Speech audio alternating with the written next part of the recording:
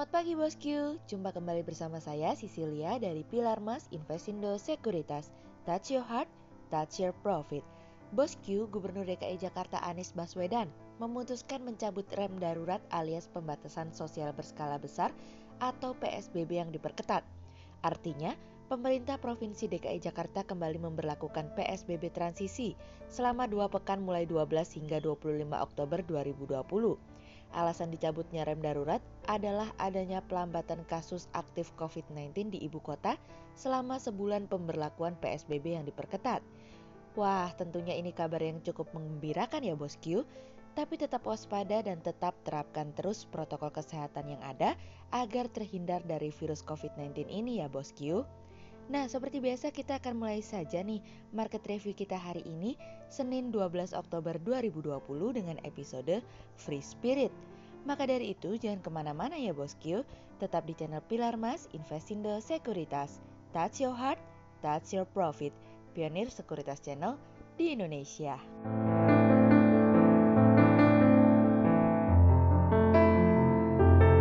Seperti biasa kita akan mulai dari Global Economics Calendar. Ada berita dari US Wholesale Inventories month on month yang turun dari sebelumnya 0,5% menjadi 0,4%.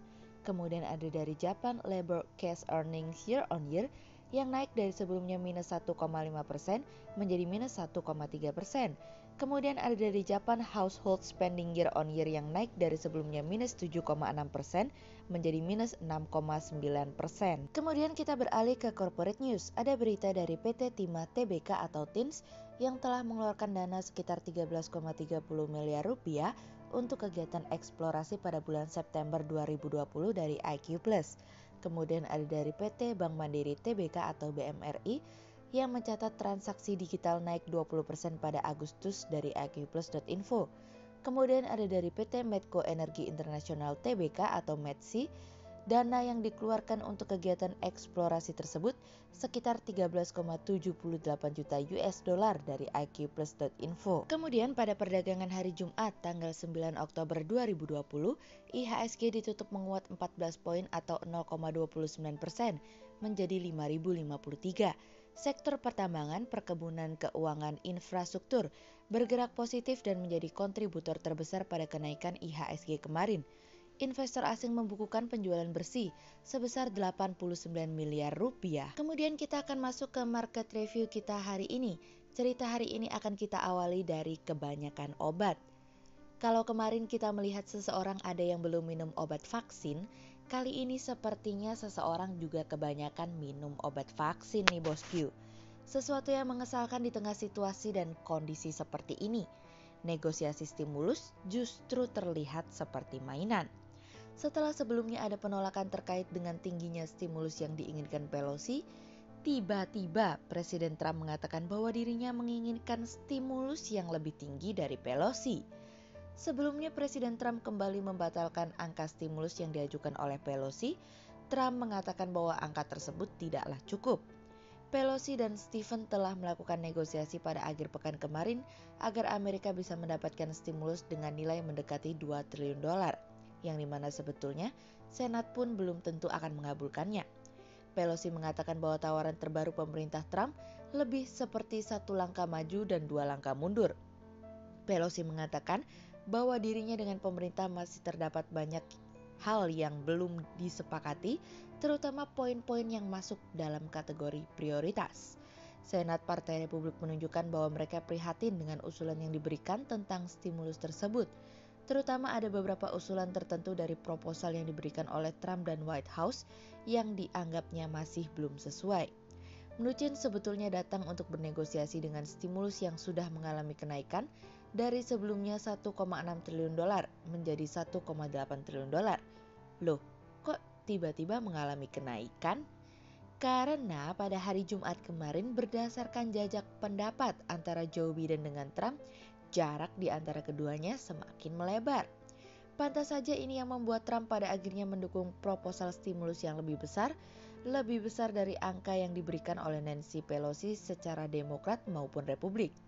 Tapi kami melihat mungkin lebih kepada tingkat popularitas Trump yang mengalami penurunan, sehingga membuat dia berusaha mati-matian untuk menjaga kursi presidennya. Tentu, Masyarakat Amerika akan lebih memilih ada perubahan, meskipun hal tersebut tidak pasti, namun memberikan kesempatan yang lebih baik untuk mendapatkan kehidupan dan penanganan yang lebih baik terkait dengan wabah virus corona.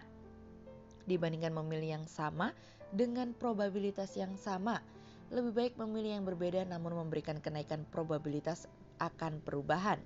Namun yang menariknya, setelah Trump mengatakan bahwa dirinya menginginkan proposal yang lebih besar, tiba-tiba Direktur Komunikasi White House Alyssa Farah, bukan Farah Quinn ya bosku, mengatakan bahwa pemerintah menginginkan paket di bawah 2 triliun dolar.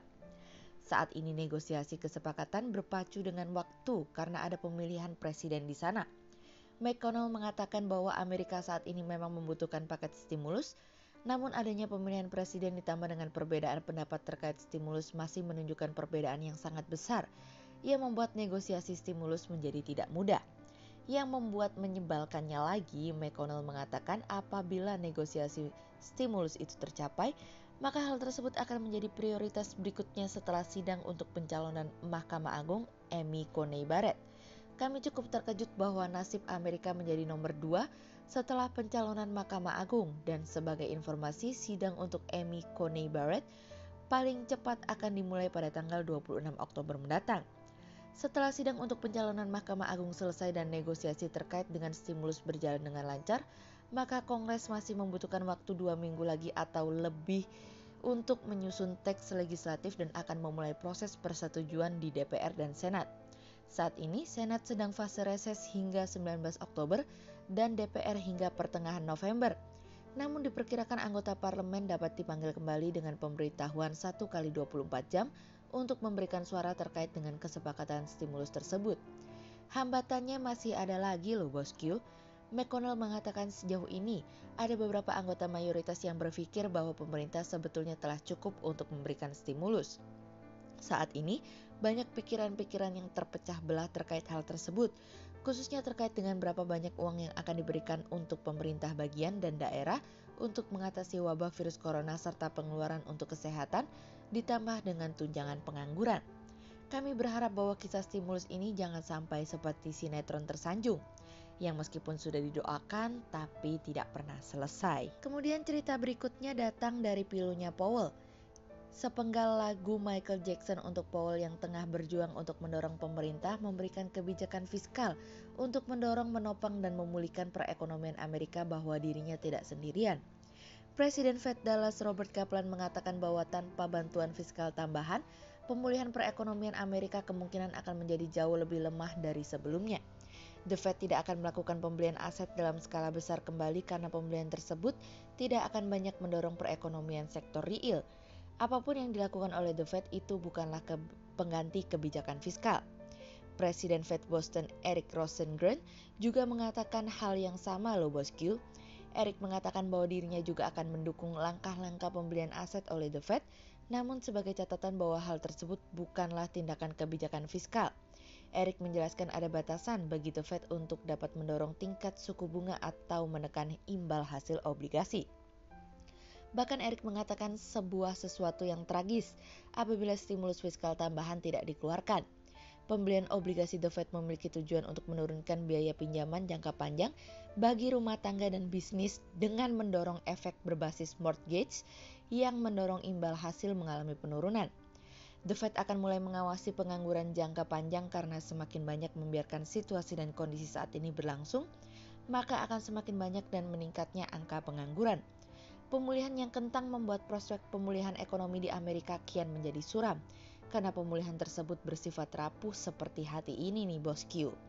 Powell sebelumnya juga pernah mengatakan bahwa pemberian stimulus yang terlalu banyak juga tidak akan sia-sia karena stimulus tersebut akan digunakan seutuhnya untuk pemulihan ekonomi. Masyarakat dan usaha kecil akan melanjutkan aktivitas ekonominya dengan dukungan dari kebijakan fiskal. Namun apabila kebijakan fiskal tidak diberikan dan virus masih melanda, maka pemulihan ekonomi bisa terhenti. The Fed bisa meringankan situasi dan kondisi secara keuangan, namun tidak bisa menggantikan pendapatan yang hilang. Kemudian cerita selanjutnya datang dari jamu kuat. Omnibus Law Cipta Kerja diklaim pemerintah sebagai jamu kuat untuk mendorong pertumbuhan investasi. Pasalnya belit ini akan memangkas peraturan tumpang tindih yang selama ini menahan laju investasi di tanah air. Kepala Badan Koordinasi Penanaman Modal PKBM Bahlil Lahadalia mengatakan bahwa Omnibus Law merupakan undang-undang masa depan. Alasannya akan menciptakan banyak lapangan kerja. Pemerintah menyebut Omnibus Law Cipta Kerja akan menarik investor sebanyak-banyaknya. Alasannya regulasi tersebut menghapus tumpang tindih kebijakan. PKBM juga mencatat saat ini setidaknya sudah ada 153 investor yang akan menanamkan modalnya di Indonesia. Sektor investasi yang mereka minati mulai dari infrastruktur, industri manufaktur, perkebunan, kehutanan, pertambangan, energi, bahkan kesehatan. Di sisi lain, PKBM optimistis target investasi sebanyak 817 triliun rupiah pada tahun 2020 akan terrealisasi. Selain didukung oleh berbagai transformasi kebijakan, progres investasi sampai kuartal 3 2020 masih sesuai ekspektasi. Namun kami melihat terkait dengan mencatatkan lapangan pekerjaan, ini semua akan kembali kepada dua hal, yaitu kuantitas atau kualitas. Memang benar, secara kuantitas pemerintah mampu menciptakan lapangan pekerjaan yang lebih banyak. Namun secara kualitas tentu kita mengharapkan adanya standar kualitas hidup yang mengalami peningkatan. Kalau memang hanya kuantitas yang mengalami kenaikan karena ada investor luar negeri yang berbondong-bondong masuk, sedangkan kualitas hidup masyarakat Indonesia juga sama atau mengalami penurunan, tentu hal tersebut akan menjadi sorotan seperti yang terjadi kemarin hingga terjadinya unjuk rasa. Oleh sebab itu, hal tersebut juga menjadi perhatian yang harus diperhatikan agar terciptanya keseimbangan. Sehingga berdasarkan technical analisa kami melihat saat ini IHSG memiliki peluang bergerak menguat dan ditradingkan pada level 5.009 hingga 5.117. Namun hati-hati arus di bawah masih cukup kencang untuk mengubah tren pasar. Cermati setiap sentimen yang ada. Berikut Stockwatch Pilar Mas hari ini. Yang pertama ada dari TOWR, kemudian yang kedua ada dari BBCA, dan yang ketiga ada dari Pegas. Berikut dua saham yang kami analisa hari ini ya bosku. Yang pertama ada dari TINS atau PT Timah Tbk yang telah mengeluarkan dana sekitar 13,30 miliar untuk kegiatan eksplorasi pada bulan September 2020. Kegiatan eksplorasi dilakukan untuk mengidentifikasi dan keberadaan sumber daya. Hal ini menjaga kesinambungan perusahaan yang berfokus pada core bisnisnya, sehingga sumber daya terukur yang diperoleh untuk dibuat studi kelayakan. Hasil kelayakan merupakan tahap akhir kegiatan eksplorasi yang nantinya akan menjadi suatu investasi dan selanjutnya akan memberikan potensi pada kinerja perusahaan di masa yang akan datang. Sehingga berdasarkan technical analisa dalam tren pada jangka waktu short term berpotensi untuk bullish dengan target 795 dan tingkat probabilitas sebesar 48%. Kemudian yang kedua ada dari BMRI atau PT Bank Mandiri Tbk yang catat transaksi digital naik 20% pada Agustus 2020. Perusahaan menyadari di tahun ini tentunya tahun yang penuh tantangan akibat pandemi COVID-19 sehingga mendorong perusahaan memberikan layanan digital yaitu dengan menyediakan layanan transaction banking berbasis digital untuk mendukung tata kelola keuangan seperti kebutuhan cash management, aktivitas perdagangan, dan transaksional spesifik berbasis komunitas atau ekosistem sehingga memberikan kemudahan layanan untuk bertransaksi di tengah pandemi.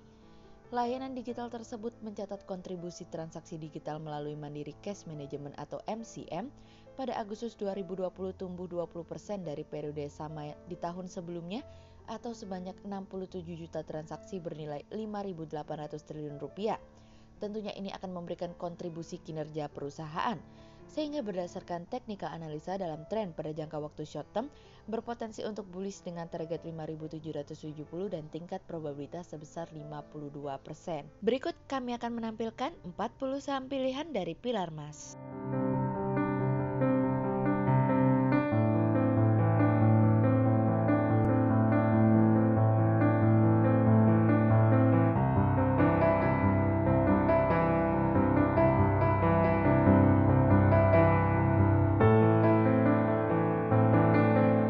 Sekian untuk review market kita kali ini ya bosku. Untuk info lebih lengkapnya bosku bisa download PDF dengan klik link di bawah video ini atau bisa juga langsung akses ke website kami di www.pilarmas-investindo.co.id.